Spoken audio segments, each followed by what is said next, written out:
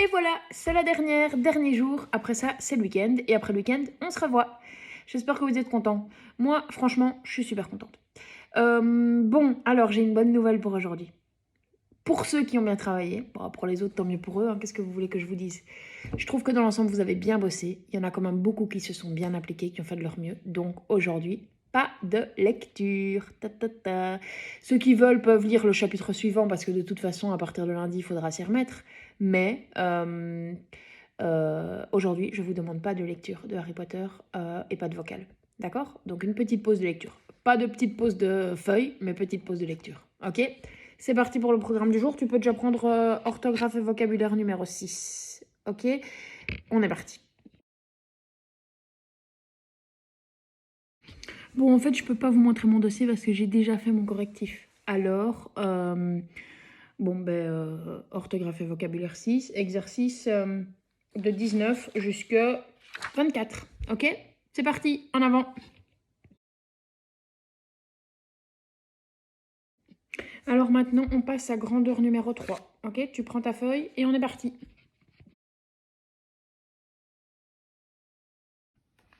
Alors aujourd'hui, on termine le dossier, le grandeur 3. On est en 14. Entoure la capacité qui correspond aux objets suivants. Une bouteille de lait, une canette de soda. Il se pourrait qu'il y ait plusieurs réponses possibles à mettre, d'accord? Donc évidemment, il y a des réponses qui sautent aux yeux. Une bouteille de lait, en général, c'est des bouteilles de 1 litre, hein, le lait.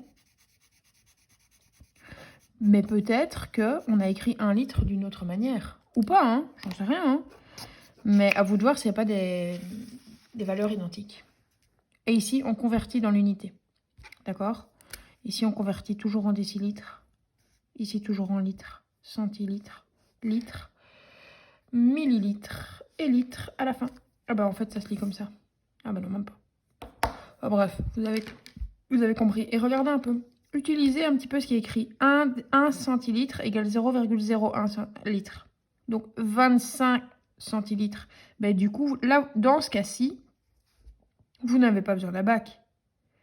Bon, après, peut-être que pour d'autres conversions, vous aurez besoin de la bac. Mais pas toujours. D'accord? Je passe au 16. Vous placez dans la bac, dans le tableau, les conversions suivantes. Donc 45 décilitres, hein, on écrit 45, 275, on écrit. On convertit tout en litres. D'accord? Dans l'ordre. Le A en litres, le B en litres, le C en litres. Alors ici, on a des petits calculs. D'accord? On ne peut pas additionner des pommes et des poires. On ne peut pas additionner des choses qui ne vont pas ensemble. Donc il faut systématiquement modifier dans l'unité finale. D'accord? 1,5 litre plus 250 centilitres. On garde le 1,5. Et le 250 centilitres, on peut le mettre ici. Hein. 250 centilitres, ça fait 2 litres et demi. Plus 2,5 égale 4 litres. Ok? Et ici, vous reliez ce qui va ensemble. C'est parti!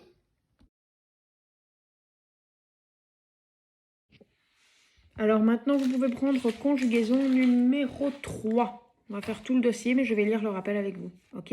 On y va?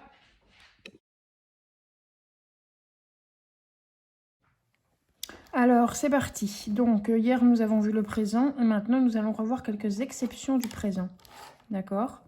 Les verbes qui finissent avec ELE et ET. Appeler, jeter. On met un accent grave et une consonne simple, ça veut dire une consonne toute seule, devant un E muet. Ici. Elle, pelle. Accent grave devant une consonne toute seule. Je vais utiliser des couleurs. D'accord? Achète, accent grave, il y a une seule consonne. Il gèle, accent grave, une seule consonne. D'accord? Alors, appeler et jeter plus leur composé. On double la consonne. Redoublement de la consonne. Les deux L ou les deux T. Devant un E muet. Tu appelles. Je me rappelle. Il jette. Tu déjettes. On est d'accord? Ici, on n'est que pour appeler et pour jeter. Ici, on est pour tous les autres. Peler, épeler. Il y en a d'autres. Hein. Les deux exceptions sont ici. Ok? On dit le est, mais on met une seule consonne. Donc, on met un accent. On dit est, mais on met deux consonnes. Donc, on met pas d'accent. Deux consonnes, pas d'accent. Une consonne, un accent. On est d'accord? Alors, G-E-R. On met un E devant le O. Nous mangeons. Nous partageons. Nous nageons. Nous dérangeons. E-O, E-O, E-O, E-O. Retenez ça. E-O. Les verbes se terminant en G-E-R prennent un E après le G devant la voyelle O. Et uniquement devant le O. Ok? Et ici, C-O, C-O, C-O. On retient aussi. Les verbes terminant par CER prennent une cédille devant la lettre O. Avançons, plaçons, lançons, traçons. Sinon, ça fait avant-con, plaquons, lanquons et traquons. Et on ne peut pas dire ça. Ensuite, nous avons les verbes en YER. D'accord? Donc, par exemple, payer. Alors, il y a ceux en AYER. Ils gardent un Y ou bien on le transforme en I devant un E muet. Donc, normalement, on garde le Y, mais parfois, on le transforme en I. Mais on peut faire les deux, en fait. Hein, regardez. Je prends une couleur que je n'ai pas encore. Je m'en mets ici bleu. Je paye, pardon, ou je paie. Mais alors, on ne dit pas le E. Je bégaye, c'est plutôt ce qu'on dit, ça. D'habitude, on dit ceci. Ou je bégaye. On peut dire les deux. D'accord? Ça, c'est pour les AYER. Pour les verbes en OYER et UYER, le Y se change d'office en I quand on a un E muet.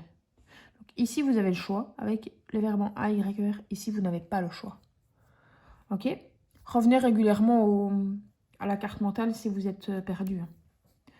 Et les verbes en GUER et QUER, par exemple, dans l'exemple ici, il y a dialoguer et manquer, et appliquer, et conjuguer d'ailleurs. Ceux-là, ils gardent bien le U du radical. D'accord? Nous conjuguons, nous dialoguons, nous appliquons. Bah, avec le QU, en général, vous n'oubliez jamais. Parfois, avec le G, vous oubliez. D'accord? Allez hop, c'est parti. Vous me faites tout le dossier. En avant.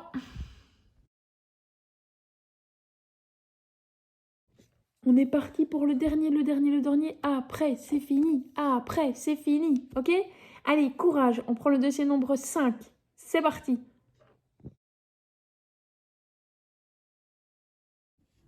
Alors ici, on va terminer le dossier.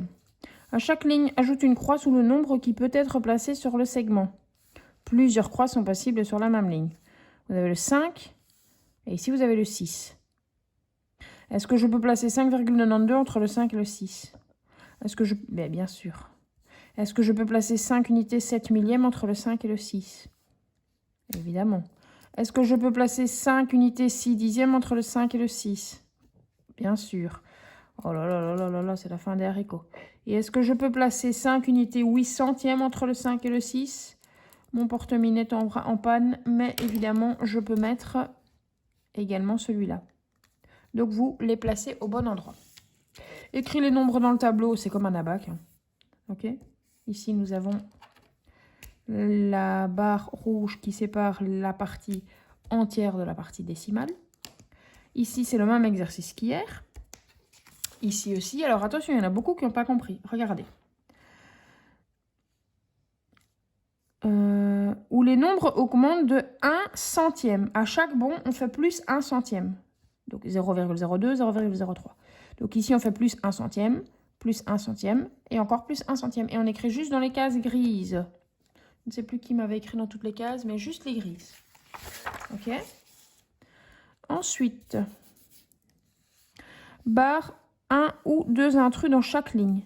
On part de 6,24 et vous devez barrer 1 ou 2 intrus dans chaque ligne. Ok? On est d'accord? ici, qu'est-ce qui doit vous sauter aux yeux? Mais il doit vous sauter aux yeux que... Je ne sais pas pourquoi c'est barré, là, c'est une erreur. Il doit vous sauter aux yeux que ça, c'est juste. Donc ça, on garde. D'accord? Mais vous devez chercher dans quel est un autre qui est intrus, ou il y a peut-être 2 intrus. D'accord? Ici, vous m'écrivez un nombre qui peut aller entre les deux. Et ici aussi.